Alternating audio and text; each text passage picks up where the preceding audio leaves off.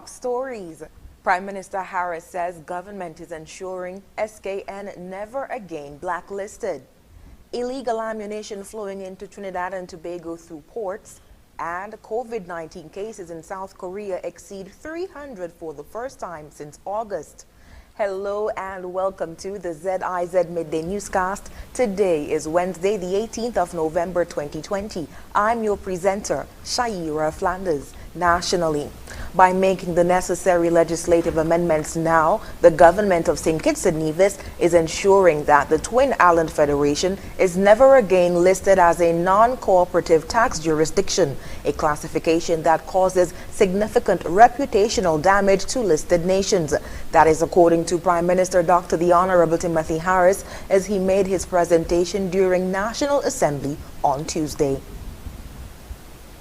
Because a blacklist, in fact, does that. It is a signaling to the rest of the world with which whom you are engaged that something is awry with some aspect of the governance agenda.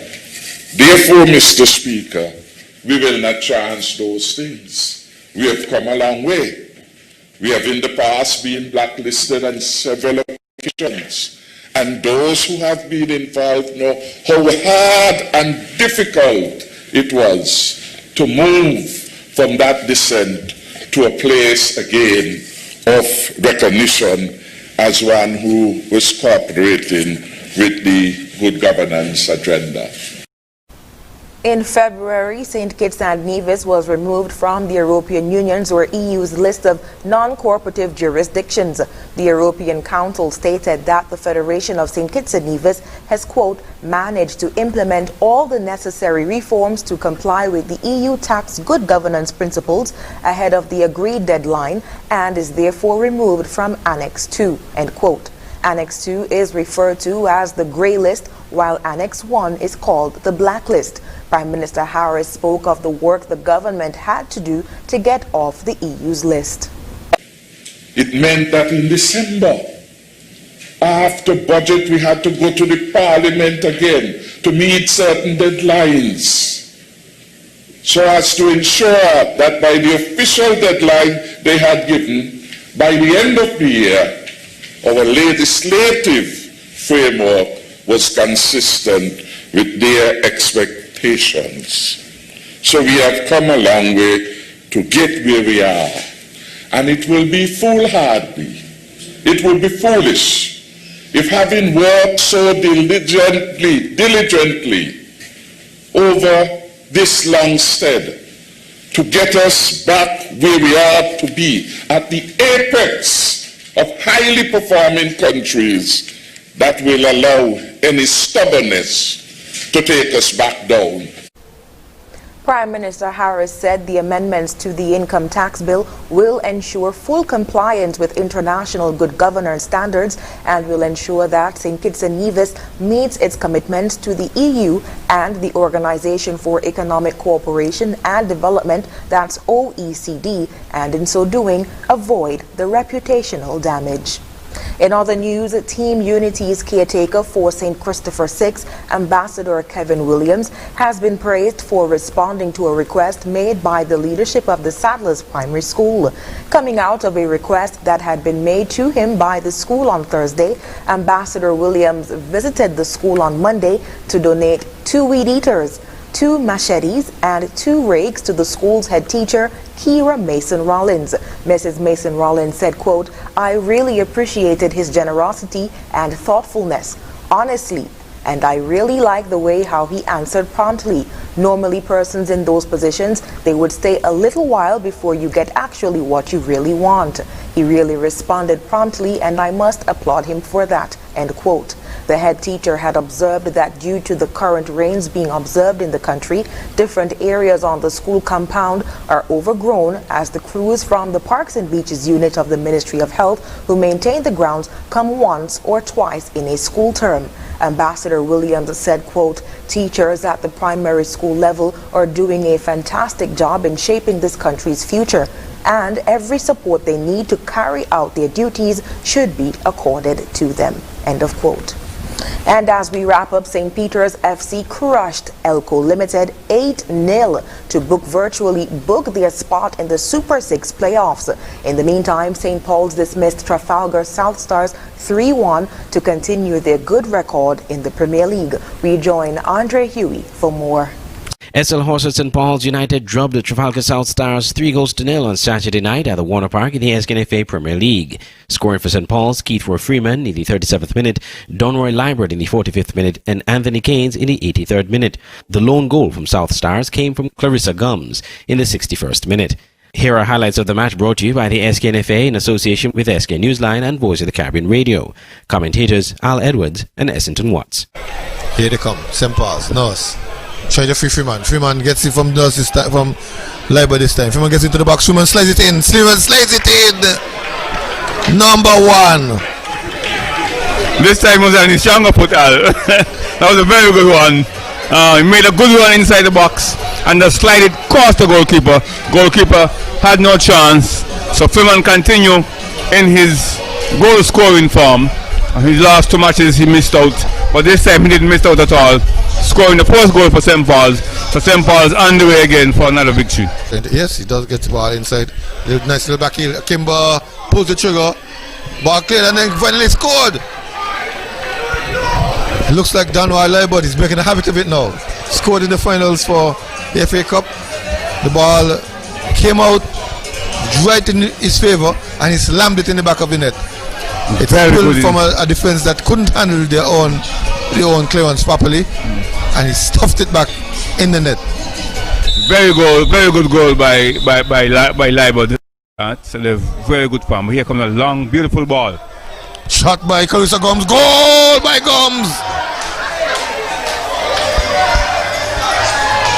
They've broken the clean sheet of St. Paul's. Answered one of our questions. Oh, that was absolutely brilliant. That's a long ball, a nice push of play. The ball was played to the wide right. It's come up. Shot on goal again.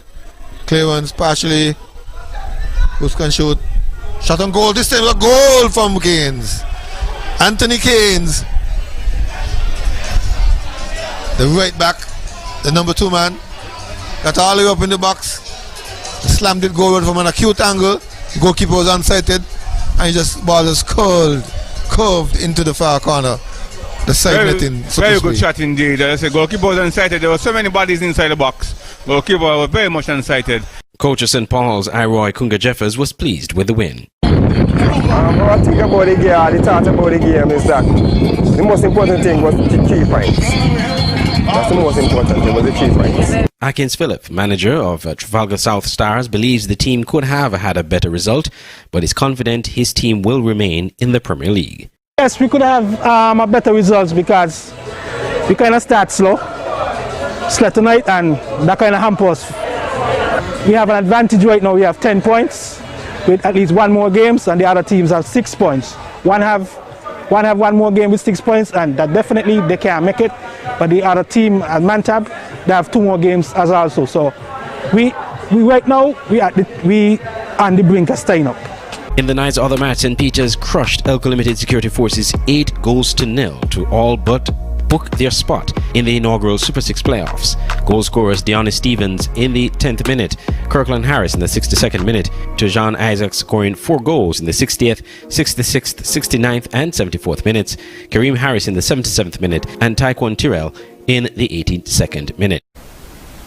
We now move on to news on the regional scene in Trinidad and Tobago. Police Commissioner Gary Griffith says there are serious concerns that shipments of illegal arms are flowing unchecked into the country through legal ports of entry. Here's more. According to Police Commissioner Gary Griffith, there is evidence that on occasion containers leave the local ports without being checked. These containers, he said, could contain any kind of contraband. Reports, and you can confirm that there are certain containers that have left the port and have been unchecked, and they cannot find these containers. So if you cannot find a container that left your port, God knows what was in that container. And 1 container can hold over 1,000 assault rifles, where we will see, which will be more than what we seized for the whole year.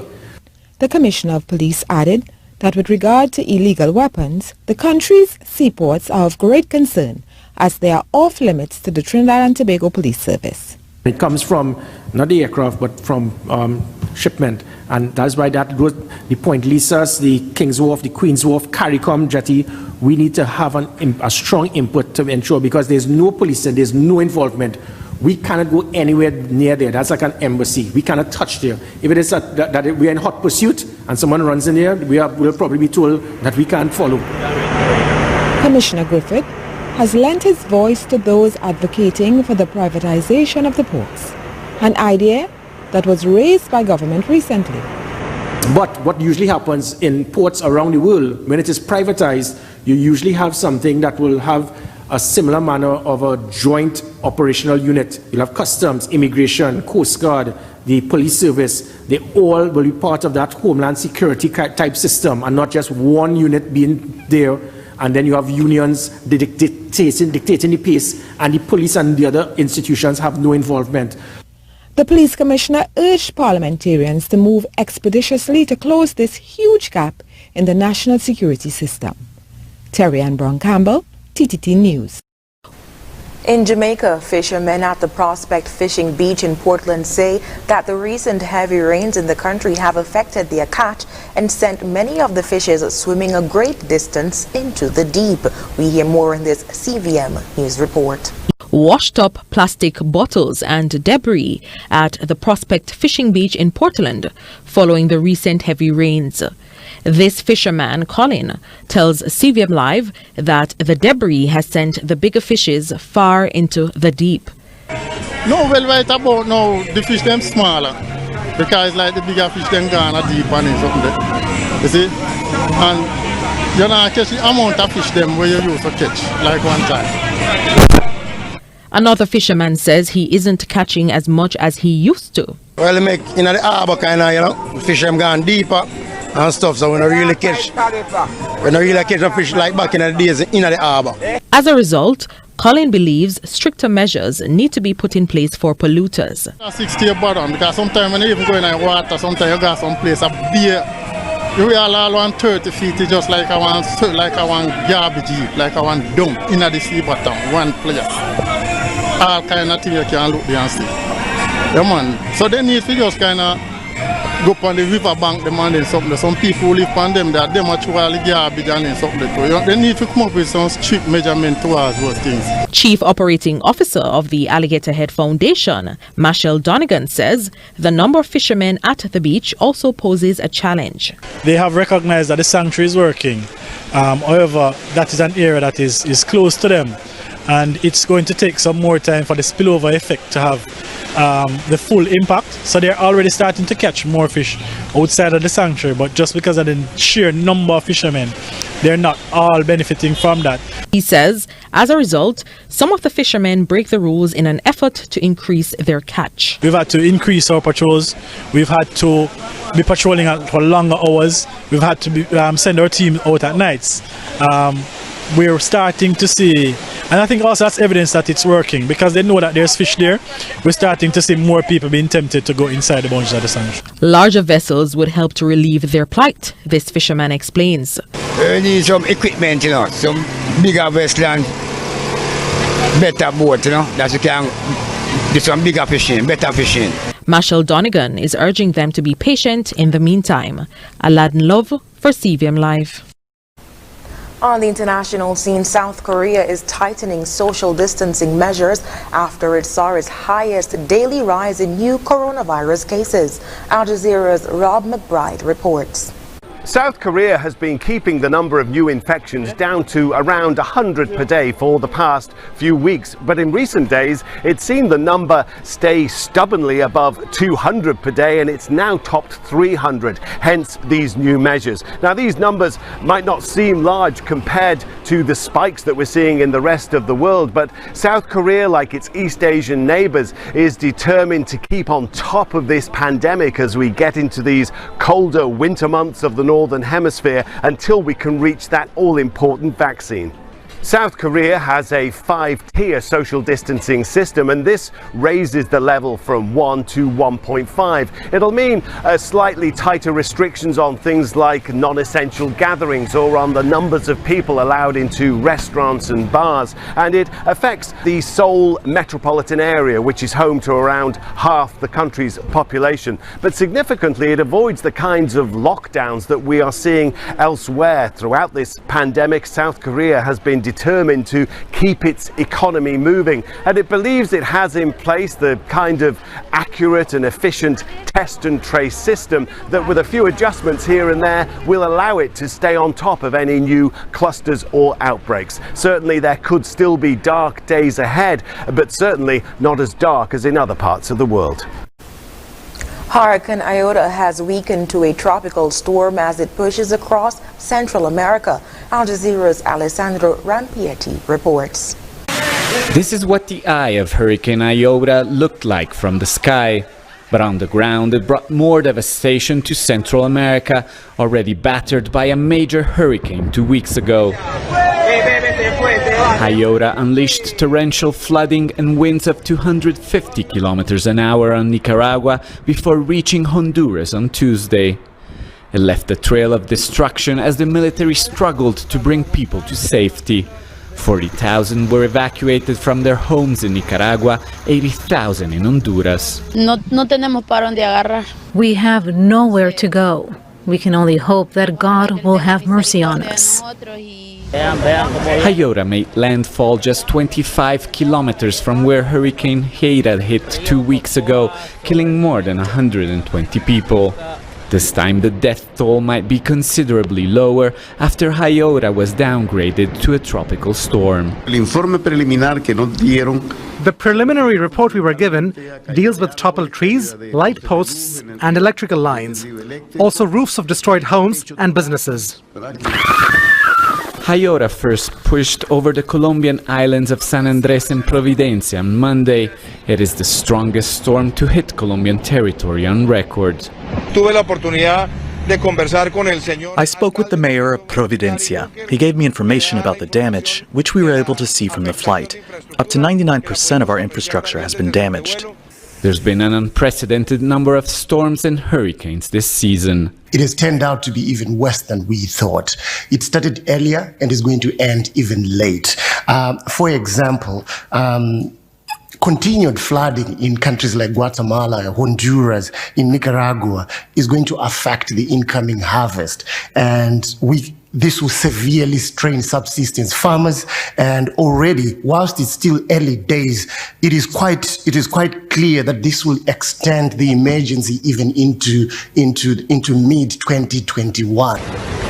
But for now, the attention remains on the still heavy rains that could bring more flooding and deadly landslides in the region's already saturated soil.